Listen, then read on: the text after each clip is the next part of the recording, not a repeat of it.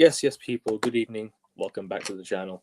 Welcome to the F1 Grand Prix preview, the Japan Grand Prix preview, I should say. Obviously tomorrow is, or today for us, because where we are right now, we're streaming is currently like 1:39 a.m. in the morning. Well, if we could say morning. And yeah, sorry for the lateness. We're here. We're here. We're gonna talk. But tomorrow, some interesting, events happen today. But we'll get into that. Obviously, Gusty, you're back. How you feeling? And yeah, Hey, how you I got 3 words. Max Verstappen. Bravo. Bravo, man. The best driver on the grid, and it's not even close. I think today's going to be another Max Clay session. But yeah, I mean, we got less than fucking 10 hours to go to the Grand Prix. Somehow we have to sleep. I don't know how. And we'll be up in like 10 hours. So looking forward to it. hours. I think it's 12 p.m. Under 10 hours, I think. Yeah, under 10 hours. Literally under 10 hours. So we got to do the stream, head to bed, and then vroom, vroom, vroom, konnichiwa. So that's what we got to do. Yep. But yeah, let's get into it. Obviously, Max Verstappen with the very, very surprising final sector, and that got him the pole. Take me through it, bro. I mean, what do you just like? You mentioned his name. You mentioned his full name. Is first name, middle name, last name. You said everything. That just pretty much sums up what you think of him. But I want to know your in-depth thoughts on how Verstappen got that the final sector and how he managed to snatch the win off of. Or was it Oscar Piastri? Was it George Russell that he snatched the win off of? I can't remember who he was. Off everyone, off both McLarens. That's who he snatched off. I mean, yeah, at the end of the day, this season, heading into the season, we knew McLaren were the quickest car. And looking at the first 2 races in Melbourne and Beijing, that we've consolidated that notion because the McLarens are by far on pure pace the quickest car by every metric, especially in dry conditions when it's not wet. And really, McLaren should be 1 and 2 every single race, every single qualifying, every single race, because the gap between McLarens and everyone else is the same as the gap between the RB19, the Mercedes at its peak. So there is really no excuse for both Oscar and Lando. Yet the excuse is there is no excuse. There just is the exceptional one, the exemplary one. His name is Max Verstappen. And at the moment, I'm going to make a very bold claim here, and this is not reactionary because we've had time to simmer and sit on what happened yesterday afternoon. I truly, sincerely, and completely believe that right now, I've never seen a bigger gap between the best in any sport and Max Verstappen and the rest of the field in Formula One. That's a big claim. I don't think I've ever seen a driver as complete as Max Verstappen. He can do it in the dry. He can do it in the wet. He can do it in the quali. He has the least flaws among every driver we've seen. Already heading into the last few seasons, we've known he's just a complete driver. He's a menace. He's Max the Menace, the Master, the Madman. But exactly, PY, how you doing? Missed you, man. I heard he missed you, man. On stream this morning, he was like asking, "Where's Augusta? This Josh guy." Whatever it is, but no, PY knows ball. PY is a legend, man. I missed him more though. Hopefully, hey, I'm on some NBA stream soon, right? Yeah, you are. We're gonna preview the playoffs as well, so make sure you guys. I'll be representing LA and Toronto as well. So PY, you better be there as well. Maybe you can join the stream. Toronto are on the playoffs. I know. I said on behalf of Toronto, I'm representing LA, right? So, yeah, they're good too, but they're in free fall, unfortunately. Peaked too early. Anyways, that's for a different stream. Point being, Mr. Maximilian Verstappen, the best driver in Formula One.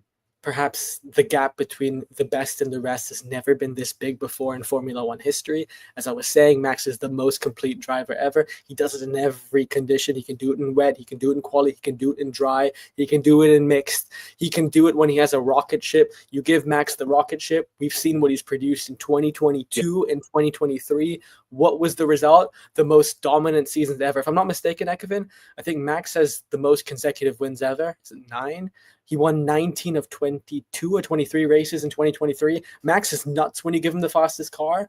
He will always maximize his output with the fastest car, no pun intended. But if you give Max a car that can just compete or isn't good enough, he will always minimize the damage. Again, like I said, last season is the best example of Max. We've known when he has the fastest car, he can win. course. But the best of the best can do that. Lewis has done that. Schumacher has done that. Vettel has done that. Senna has done that. Prost has done that. Jim Clark has done that. Fangio has done that. They can win when they have the machinery. But the difference between the best and the greatest is, one, the mind, because the mind is the majority of the battle. But two, the ability to maximize your output when you don't have the fastest car. And last season, like I said, in the first 10 races, the only time when Max Verstappen had the fastest car, he won 7 of the first 10 races. And then in the second half of the season, when it was the McLaren rocket ship, that McLaren was on a different level. The Red Bull was a tractor compared to the McLaren. What did Maximilian Verstappen do? He somehow minimized the damage, managed to get on the podium. He had as many points, Ekevin, towards the second half of last season as any other driver did, despite being in the 4th quickest car. He fucking sealed the championship from 17th on the grid in Brazil. Yeah. This is otherworldly, extraterrestrial, supernatural stuff here. And then this season, on top of that, not only is he winning from the back of the grid, he's getting pole position in a car that every single one of his teammates, whether it's Yuki Tsunoda, whether it's Liam Lawson, Checo Perez, Daniel Ricciardo, Alex Albon, race winners, they can't even make Q3. Ekman, think how nuts that is. They can't even make Q3 in that Red Bull car. And then you have Max Verstappen who's like, Q3? What's Q3? I'm only going for the victory. So, yeah, in other words, put it very short, Max is a madman. And enjoy it, embrace it, because we thought Lewis and Sebastian Vettel are great, and they are undoubtedly great, perhaps better than Max all time still. But this peak version of Max, I've never seen a driver like this. I've never seen a driver this mentally locked in and this technically perfect. Hey, no, I hear it. I mean, look, the mentality of Max Verstappen is one thing that I have to give my props to. Where no matter what people think of Max Verstappen as a driver, as a person, right? His mentality is unmatched. Like he's got that elite mindset that I think a lot of drivers don't have in today's day. Compared to him, he's that like you know how Man City and the Premier League, right? We all know about the standards. This Max Verstappen is literally Manchester City. Like he's the only guy that's probably like you look at and be like, okay, I can get over the line. When you need to get over the line, they can get over the line. He is the driver that gets over the line. It wouldn't surprise me if he goes for his 5th in a row, and it really wouldn't surprise me if this is the race that kicks him on now, because Red Bull could potentially be back. And speaking of Red Bull, right, we will talk about something else in a bit, something regarding Red Bull. I'm sure you know. I'm sure you know what it is in your head. I wonder what, Ekevin. Something about a curse of a second seat. I'll reveal it once I'm done with the segment. But now Max Verstappen, look, I just think if it wouldn't surprise me if he wins tomorrow. Do I think he wins tomorrow? I'll give my predictions later at the end of the video. But yeah, I mean, look, they look a lot faster now. I think Red Bull look a lot faster compared to most weeks. I think the past few weeks has been a bit of a struggle for Red Bull. I think they've kind of not. I don't think they've picked up pace as much as compared to what they did in terms of this race. I think this race might suit them. The conditions will suit them. The track will suit them. There's not many straights, you know. Whereas Red Bull, I think on the turns, I think that's their strong point. I think overtaking on the turns is where I favor Red Bull, and that's why I'm gonna give my predictions later. But on to the next part of the stream. Like onto the next part, we all talked about Yuki Tsunoda, right, being the second driver, and I still think Yuki Tsunoda should be the second driver. I'm still not going to change my opinion on that. But finishing behind Liam Lawson's a bit of a concern in terms of qualifying. Do I think that changes the outcome of the race tomorrow? No, I think Yuki Tsunoda will do better tomorrow in the race, because when it comes to the race, look, qualifiers is a different game. When it comes to the race, you got to be ready. You got to be on it. And I think Yuki Tsunoda will be on it tomorrow. But I want to hear your thoughts on that one, because do you think it was a bit of a shock? Do you think you kind of expected more from Yuki Tsunoda in the qualifiers, and do you think you expected more from? And what do you think of Liam Lawson, like kind of getting into 15th? You know, like obviously he's not been he's not had a great two races to start. But how do you think he fares? How do you think he fared in terms of the qualifiers, and how do you think he fares tomorrow? Yeah, I think those are great questions. On Yuki Tsunoda, am I disappointed? Not really, because to be disappointed in something, you have to have expectations. I didn't have many expectations. Again, no matter how good of a driver you are, even if you're God probably, when you're changing to a different team, even if it is the same machinery, the same engine, there is an adjustment. Just look at Lewis Hamilton and Carlos Sainz, two of the very good drivers, the elite, the A tier, S tier drivers on the grid. They are at the moment struggling to adapt, and it will take time. Like I said, Lewis Hamilton, this season is about regaining your rhythm. Next season is about reigning supreme and winning that record-breaking, history-making 8th official championship. But even Carlos Sainz, Ekevin, has gone under the radar in a way. Alex Albon is whooping his ass. Our beloved Ty, who was in our country a few days ago, right after the earthquake, our beloved Ty is whooping whooping Carlos Sainz's ass, not just in the races, but also in qualifying. A 4-0 record if you include the sprint. So it takes time to adjust for Yuki. I completely get that. I completely understand that. I empathize with that. I think the surprising element about that is if you look at his trajectory throughout the weekend, he was quite positive in every single session, whether it was the 3 practices and even Q1. He looked quite encouraging. I think he was a 10th behind Max at the end of Q1. The issue was in Q2, he made a couple mistakes in his final run because you only have one run to really consolidate and spearhead your car into Q3. He made a couple mistakes early on in the lap. I think it was turn 1, turn 2. He just didn't get the right balance, the right rhythm and mode of the car. So Yuki, again, was it the pressure? I'm not sure. I don't think Yuki really feels the pressure. I think Yuki is just a very explosive driver. So yeah, it'll take time to adjust. Am I disappointed? Before the weekend, if you ask me, no.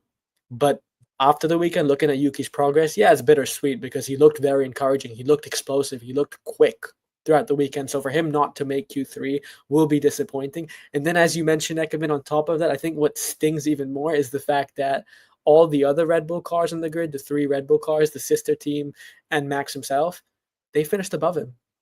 That's going to sting. That's going to hurt a bit, especially Liam Lawson, the guy he took the seat from. And Ekman, you're correct. Yuki Tsunoda obviously deserved the seat. We all knew this. We've said this from last season as well. All 3 of us on the panel, King, you and I, Ekevin, we all made the point that Yuki Tsunoda deserved the seat over Lawson because not only is he commercially better for reach and revenue, the Japanese market, the Asian market, untapped potential, Honda as well, but just as a driver, he's been in your system for longer.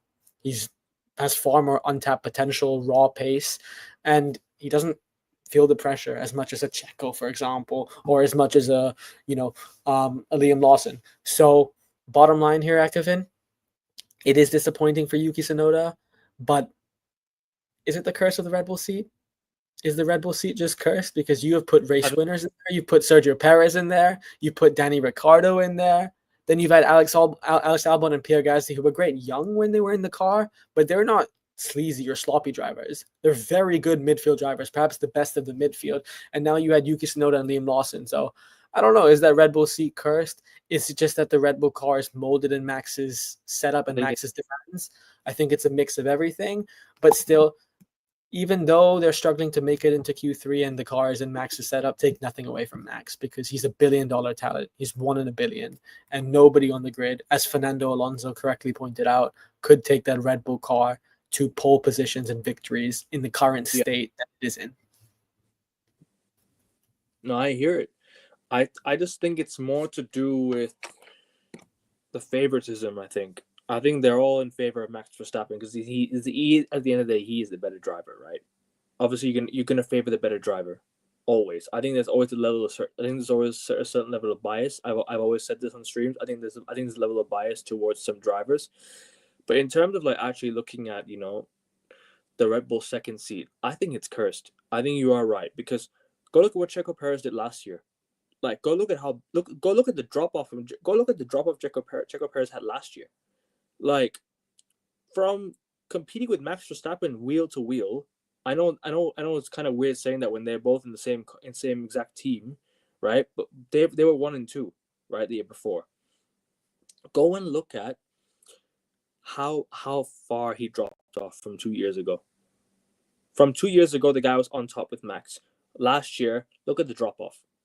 Look at how crazy that drop off was, And you could probably start to see the downfall from him when I think in Singapore when he lost to Carlos Sainz in Singapore, right? That was the time when maybe the drop off was starting there, and then you go on to, let's say the next one, right? The next one. The next year, he goes and finishes pretty much bottom of every single race. He almost retires from every single race. He almost has a DNF, pretty much every race. So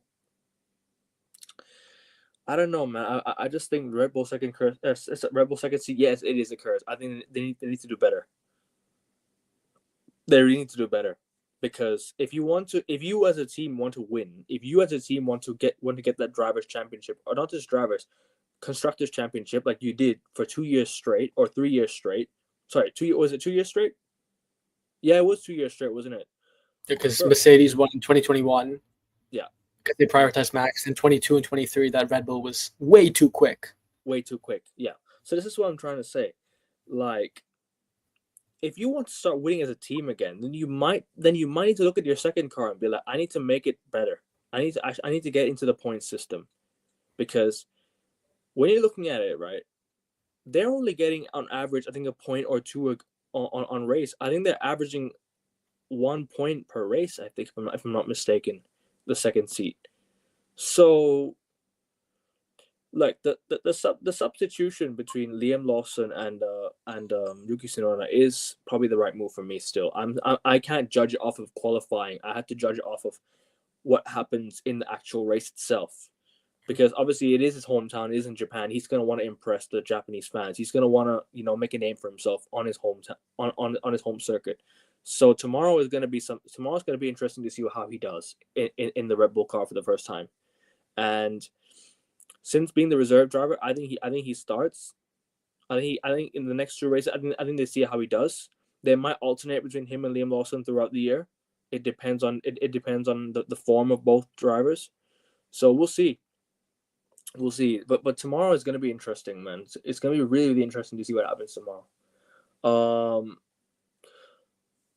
What else is there we can talk about? Obviously, like, because we'll preview tomorrow, right? But was there anything else interesting that you found from the qualifying that you want to bring up and talk about before we move on to McLaren? I guess McLaren, because at the end of the day, as I said when we opened up the show, you're the quickest car, and champions, when they have the quickest car, they have to convert that competence. Okay, when you are the fastest and when you have the best machinery, you got to get victories. You can't be complacent. You can't say, oh, just because I have the fastest car today, don't worry, it wasn't good today, but tomorrow we'll get the win. Who knows, tomorrow you might slip down to be the 4th fastest car, as we've seen with Red Bull in the past. So for Lando Norris and Oscar Piastri, again, I do think we'll talk about predictions in a bit, Ekevin, I'm pretty sure. I do think they both get 1 and 2 because they're just that quick. But even then, the fact that Lando Norris has had, after Australia, after defying his demons in Australia, where he had 4 race starts that weekend, and he didn't just succeed, he conquered every single race start, very composed, very calm, very collected. We thought that was the new Lando Norris, that would be his new character, but it seems like that performance in Melbourne was almost uncharacteristic, because since Melbourne, Ekevin, look at China and look at Japan. Lando Norris, when he's serving, when he has to hold his serve, he doesn't hold it. He doesn't hold it, and he just doesn't convert someone like a Max or a George Russell or his teammate Oscar Piastri. So for Lando, the pressure is going to be higher than ever. Oscar as well. Again, there's no pressure on Oscar because no one expects him to win, but he does still have the fastest car. So just be careful of the McLarens. I think arrogance and complacency, watch out for them, because if you remember last season, Ekevin, Zach Brown and Lando Norris both, who I respect very highly, I think are tremendous talents and visionaries respectively, there is a little bit of ego and arrogance there. Lando Norris did say if Max was in any other car than the Red Bull, he wouldn't win, which we obviously know is not true. And Zach Brown did say that Lando Norris and Oscar Piastri are the 2 best drivers on the grid, and it's not even close. Which, again, Ekevin, as a competitor, I don't think you should say that when you have someone like a Max Verstappen or a Lewis Hamilton on the field who are just designed, it's in their DNA to win. So for you to provoke Red Bull, Max Verstappen unnecessarily, these are unforced errors. These are rookie errors in the context of the championship. And for McLaren, man, you got to hold that serve. Yeah, you have to hold that serve, 100%. And you have to convert when it matters. And like you mentioned about Lando Norris and McLaren, you saw what happened towards the end of last year when they needed to convert. They didn't convert. Remember when they were picking up form, they were picking up pace. They were almost behind Max Verstappen by just a few races. They were supposed to carry on and Lando Norris was supposed to go to win that championship. Instead, they ended up winning the constructors. Fair enough, they were the fastest car last year, but Lando Norris does not do it under pressure. We saw it in the. I know it was rainy conditions, but it was one of the races in Russia in 2021 when he folded, when he didn't listen to his team, he folded. This is what I'm saying.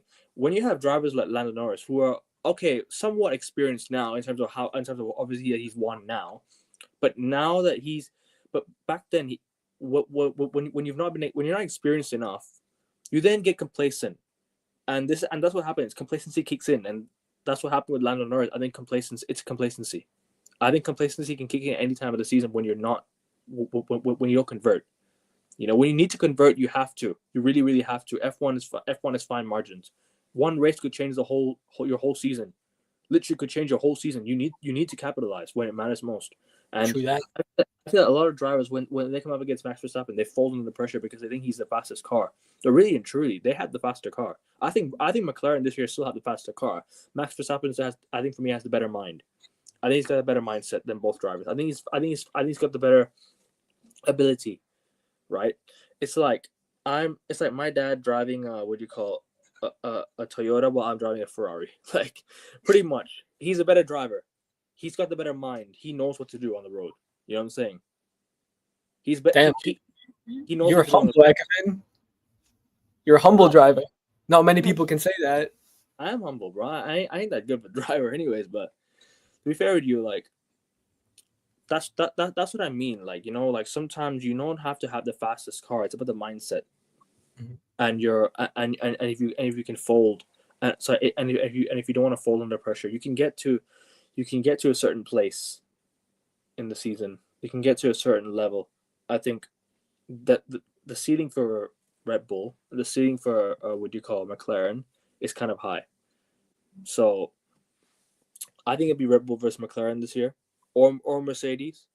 I think it'd be Mercedes versus McLaren in terms of the constructor championship. Excuse me, and I think the drivers' championship will be between Max and Lando, and Oscar. Yeah, I think it's Triple M. I think it's Mercedes versus McLaren versus Max. That's what it is. And yeah, I'm sure you want to talk. You don't want to talk about Ferrari because that was another. Well, what is it to talk about Ferrari though? They let me down every year. Same old. Yeah, business as usual in their DNA. I'd argue they run worse than Man United, bro. No, I don't think so. Because at least United still win some things, and Ferrari don't.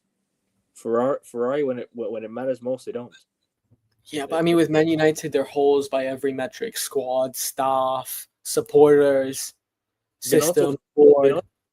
He was a complete dictator, bro. Yeah, which is ruined Ferrari. Oh yeah, for sure. He was following in dictator steps, but thankfully he was removed. And Fred Vasseur, great man, great mind, came in, was his reinforcement. They look better, but I don't think they're there yet. They don't have the ruthlessness. That's the problem. They don't have the strategy. It's not the ruthlessness. It's strategy. I think the ruthlessness has improved. I think they've become more ruthless now, because they made changes even though they didn't have to make changes. They said, okay, we have the chance to make changes, we'll make changes even though they didn't need to. Like I think Ferrari take the opportunity even though they don't need to. Like, if you know what I'm saying, the last race when they didn't need to make changes, they made changes. They're still kind of ruthless in that sense, but I don't think they need to be ruthless. Last week, sorry. I mean, yeah, go on. I don't want to interrupt, but I'll just say this really quickly. You made a very good point about changes, and I'm not talking about the Tupac song changes, like Ferrari changes. I think heading at the end of last season, after the summer break, I would argue that Ferrari's trajectory was the most promising. Remember, Leclerc got wins in Monza. He got a win in America as well. Carlos Sainz was getting victories. They were getting podiums comfortably and consistently. Something changed in the summer break. What was that something? It was the fact that Ferrari and Fred Vasseur tried to completely overhaul a car that was working. And Kevin, you and I have used this statement a lot throughout our time watching sport and continuing. If it ain't broke, don't fix it. It wasn't broke for Ferrari last season. Momentum was on our side. We had the most, or you guys, I'm going to include myself as we, because I want Ferrari to do well this season. We had the most encouraging and the most positive momentum heading into this season. And then on top of that, Carlos Sainz is a great driver, no doubt about that. Great personality, very dapper, very elegant, Mr. Cool, Mr. Smooth Operator. You replace the smooth operator for the supreme operator, the greatest of all time, Lewis Hamilton. You should consolidate on the momentum you have, not completely conquer it away and throw it away. And which is what Ferrari did, right? Fred Vasseur at the beginning of the season, Ekofin, in his press conferences and his interviews, you know what he said? He said, yeah, we're willing to throw away. No, this is not verbatim. He said, we're willing to throw away this season to make sure we're good next season, which I'm not sure. Again, if you're in the biggest franchise in your sport, whether you're the Boston Celtics, Man United, Ferrari, Djokovic, you should never, never, never, never throw the towel in before the whistle was even blown. I don't know why you do that. So I understand they're Ferrari trying to adapt and, again, win in the new regulations, which is fine. So only time will tell whether they did the correct. They're throwing the white towel too early in my Ferrari. Exactly. But I just didn't think they needed to sacrifice the season. They could have been balanced, right? They could have been balanced, capitalize on the momentum, but also work towards next season like McLaren are doing. So, hey, that's why for Ferrari this season it's unfortunately we have to wipe it away. But next season, win or bust, period. Win or bust. Both drivers and constructors. If we don't win next season, it's a failure. Period. 100%. There's no reason why Ferrari are not failures because, bro, go and look at like last year towards the second half of the season when Ferrari started to turn things around. They started to win races. They started to get into good positions. They started to get pole after pole after pole. You know, they capitalized off of Verstappen's drop off. They capitalized off of the penalties that the other drivers got, and they got into a decent position. They had the chance to win on the final day. Like at least Ferrari took it to the final day. They actually had a chance to win because if both McLaren drivers had got knocked out, Ferrari would have won the race. Ferrari would have won the championship last year. So this is what I'm trying to say. It's all fine margins, and if you make stupid changes, if you make stupid decisions, it can cost you.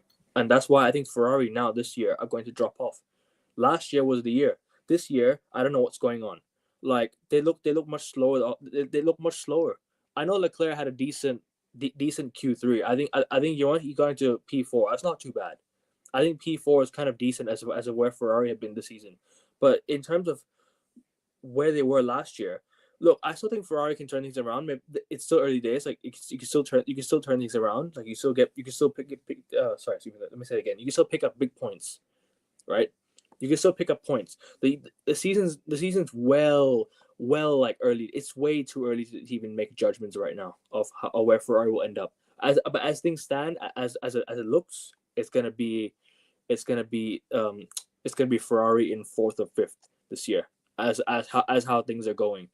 However, like I said, one race can change everything. So Ferrari need to get back into rhythm. I say maybe the next 2 or 3 races. I think Ferrari, if they get back into rhythm, there's a good chance they can actually get back into the hunt for potential. How do you call it? The potential. How do you say it? Potential race? Potential like the picture.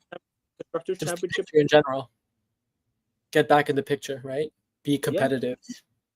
I think, again, for Ferrari, because our standards are higher than everybody else, our only objective is to win. Everything but a victory is underwhelming. No pressure. Exactly. But I think we shouldn't have to work race by race. We should look at it long term. The aim should be, let's be realistic. Let's be honest with ourselves today. We're not good enough. We don't have the car capable of competing. We are 4 tenths behind McLaren on average every Grand Prix weekend. And the Mercedes are also quicker. Max is also quicker. The Red Bull's on the same level as us. We're not going to win the championship in the current vein that we are. Instead of trying to tweak it race by race by race, the objective should be, by the second half of the season, let's regain that momentum. Let's regain our rhythm, as Ekevin, you correctly pointed out, not just for the strategy, not just for the engineers, not just for the machinery, but also the drivers as well, both Leclerc and Hamilton, because say what you want. I understand they're not dealing with the best machinery, but it's an adjustment period for them. They've not been perfect as well. They've made mistakes this season, both of them. So in the second half of the season, the aim should be to be competitive again. And then next season, turn that competitiveness into a championship. That's what you have to do. That should be the aim. And anything else is a disservice. And Ekevin, I'm not giving them a pass for what they've done this season. It is very disappointing. Then there's no But pass.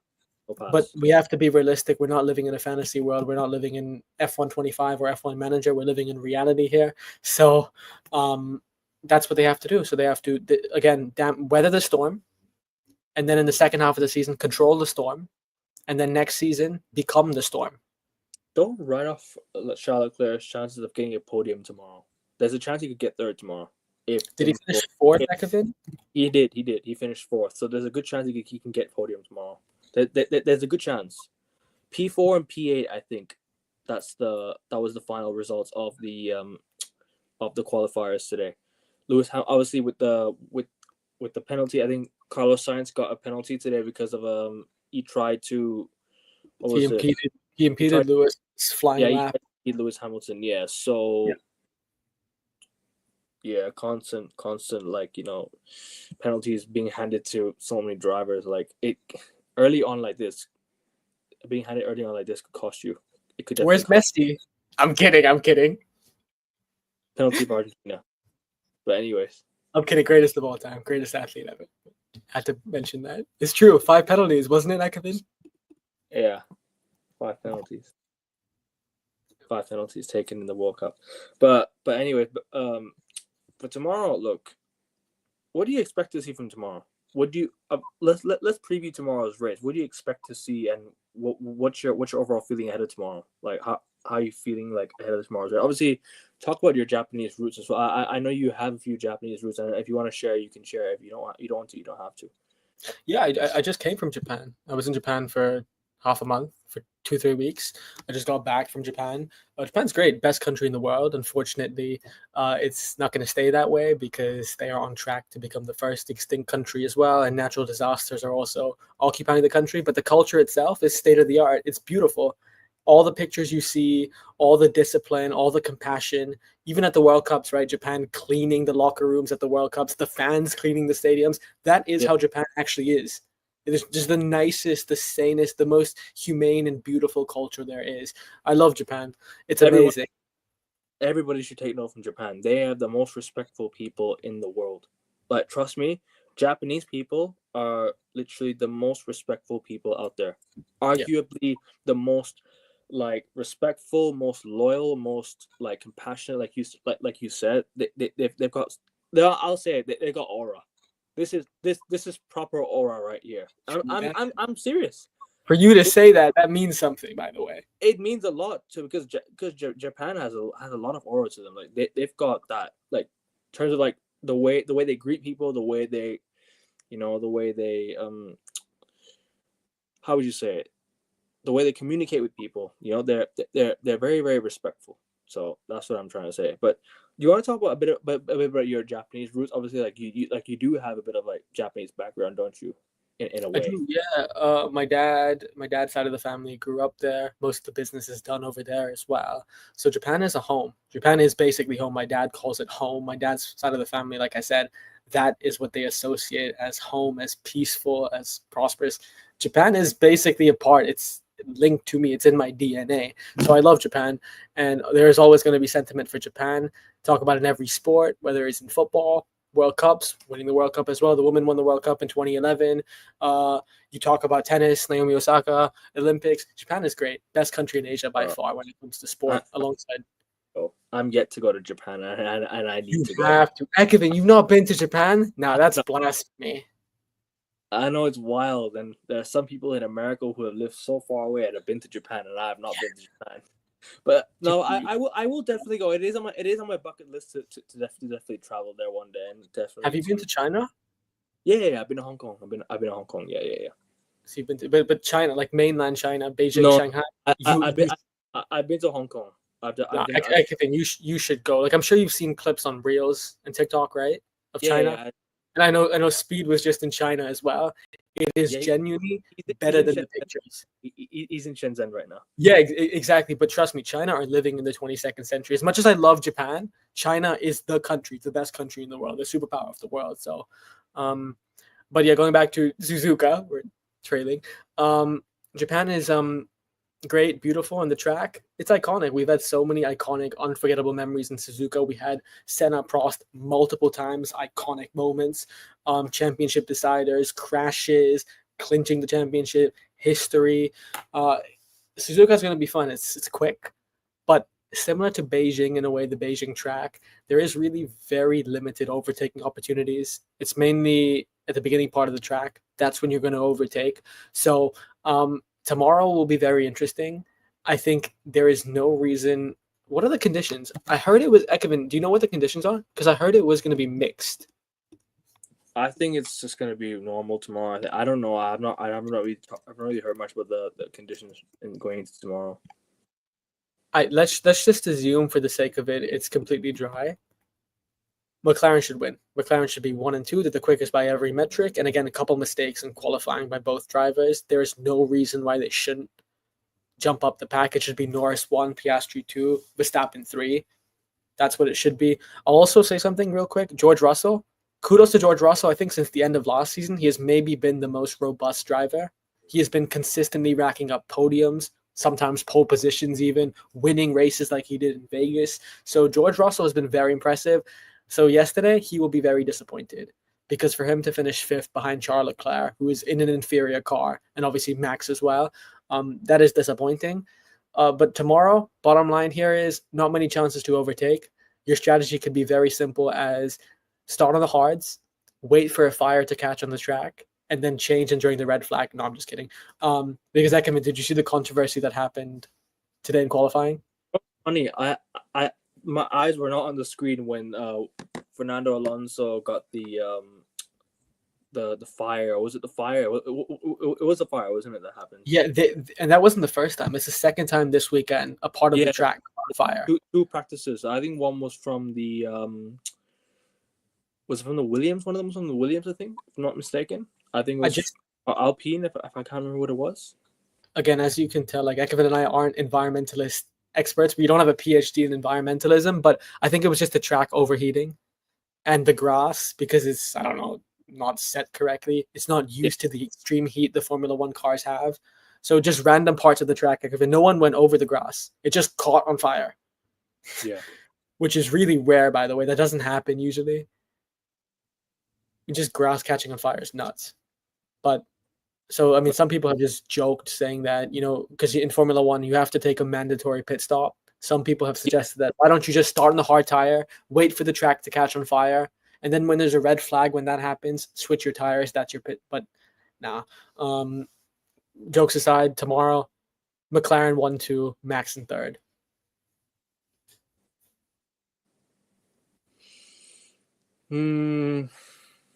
Leclerc ain't quick enough, Ekevin. I'm sorry. I hate to break it. Leclerc is not quick enough.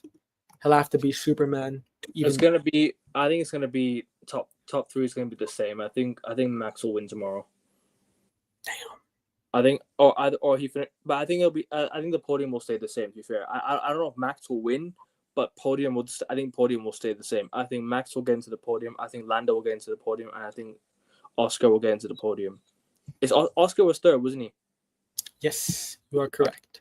I'll probably go Lando, Max, Oscar.